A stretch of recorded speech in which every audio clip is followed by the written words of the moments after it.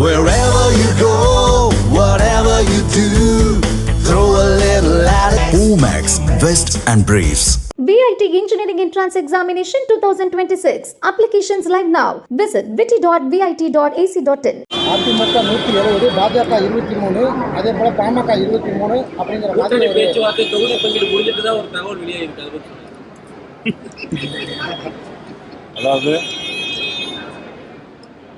எங்களுடைய தேர்தல் பொறுப்பாளர்கள் மதிப்புக்குரிய பியூஷ் கோயல்ஜி மற்றும் அர்ஜுன் மெகாவால் சட்ட அமைச்சர் அவர்களும் இன்னைக்கு வந்தாங்க. காலையில் எங்களுடைய கமலாலயத்துக்கு வந்து எங்களுடைய மூத்த நிர்வாகிகள் முதல்ல சந்தித்து பேசினாங்க.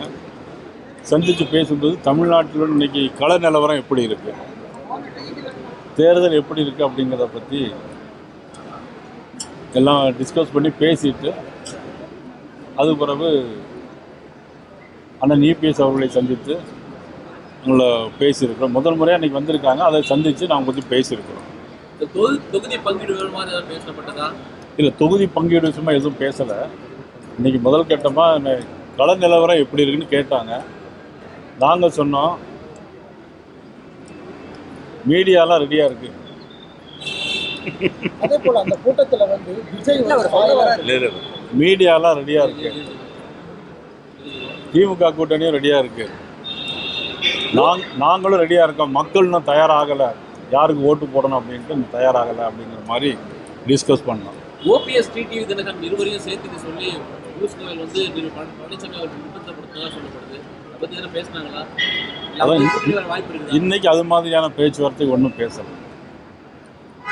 இன்றைக்கி நாங்கள் பொதுவாக என்ன நிலவரம் எப்படி இருக்குது, நம்மளுக்கு கடந்த சட்டமன்ற தேர்தல் எப்படி நடந்தது, எவ்வளோ ஓட்டு வாங்கியிருக்கோம், பாராளுமன்ற தேர்தல் எப்படி நடந்தது, அது ஓட்டு பெர்சன்டேஜ் எவ்வளவு, அந்த மாதிரி தான் பேசிட்டு டிசம்பர் வரதுக்கு வாய்ப்பு இருக்கா?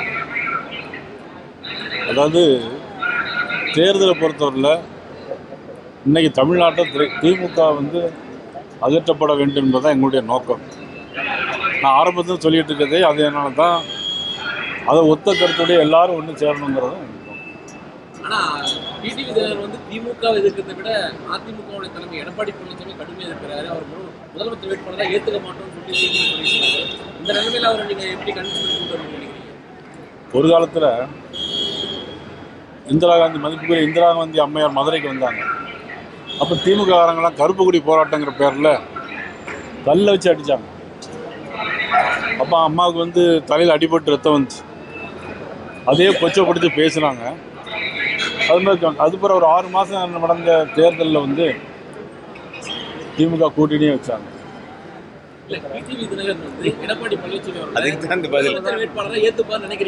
அதான் அரசியலில் வந்து நிரந்தர நண்பர்களும் இல்லை, நிரந்தர பகைவர்கள்.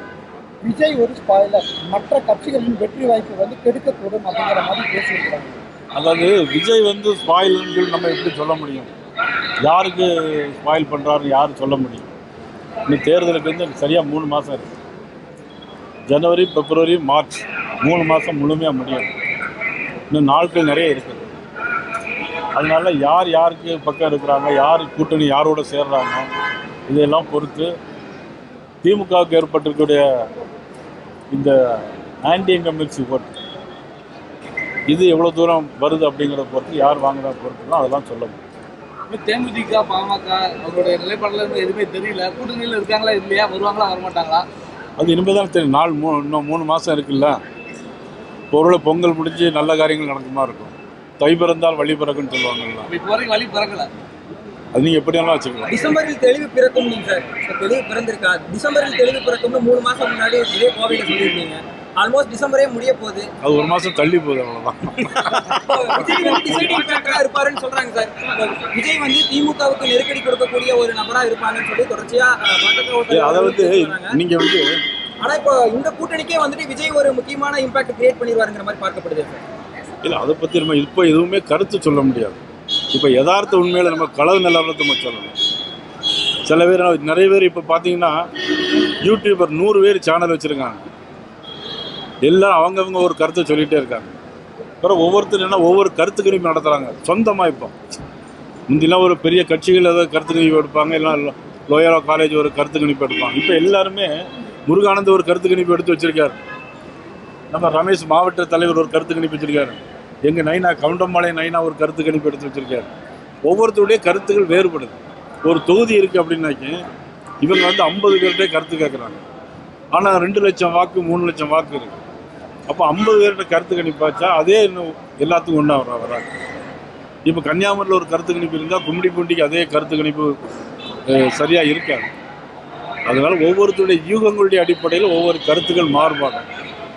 ஒட்டுமொத்தமாக தமிழ்நாட்டில் ஒரு நல்ல விடியல் கூடிய அரசு வரும். சார் கடைசி ஒரு கேள்வி, இந்த கள நிலவரம் குறித்து முழுசா பேசியிருக்கீங்க, அரசியல் நிலவரம் குறித்து சொல்லியிருக்கீங்க. விஜயின் தாக்கம் குறித்து இன்றைய மீட்டிங்கில் பேசப்பட்டதா?